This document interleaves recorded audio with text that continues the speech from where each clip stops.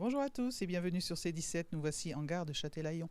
Non, nous n'attendons pas un train, mais il y a 150 ans, c'était l'arrivée du premier train, le 9 août 1874, en gare de Châtelaillon. Châtelaillon.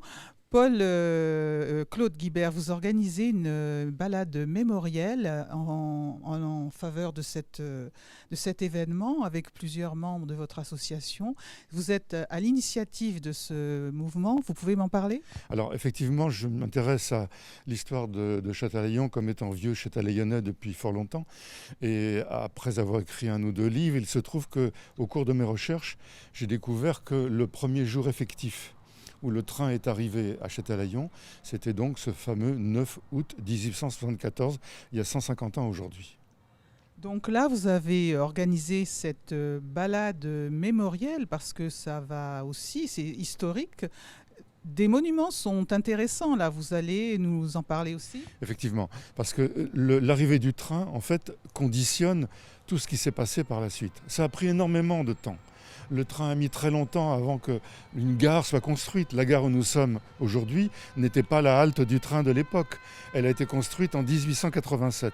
Ensuite, les hôtels, les lotissements, tout ça a pris un temps énorme et aboutit à l'existence d'une architecture balnéaire dont nous allons visiter quelques points. Alors, on va passer par le casino, on va passer par l'hôtel Victoria. Alors, on va passer d'abord par la gare, puisqu'il y a de l'autre côté de la gare deux grands hôtels dont un n'existe plus, mais qui sont là depuis vraiment la fin du 19e. Vous voyez, c'est bon. Donc, le Family Hotel, qui est devenu l'hôtel Victoria, est toujours en activité. L'autre a disparu il y a quelques années. Ensuite, nous passons devant le centre Beau Séjour, qui a été d'abord un grand hôtel privé. Puis le casino, initiative privée totalement folle, construite sur rien, construite sur une dune, en 5 mois. Et le 6e mois, on jouait de l'opéra. Alors, on arrive au... Est-ce qu'il y a je crois qu'il y a une exposition au casino aussi.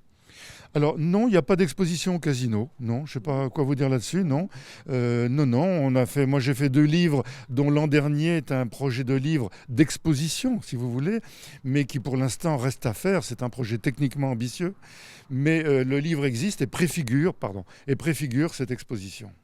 Donc, c'est vous qui allez animer cette balade.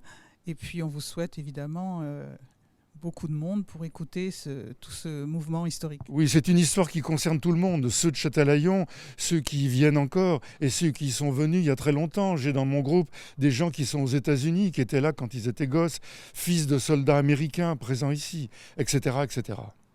Eh bien, écoutez, Claude, merci beaucoup et puis belle balade. Merci à vous, c'est très gentil. Merci beaucoup. À bientôt sur C17 et toujours en direct.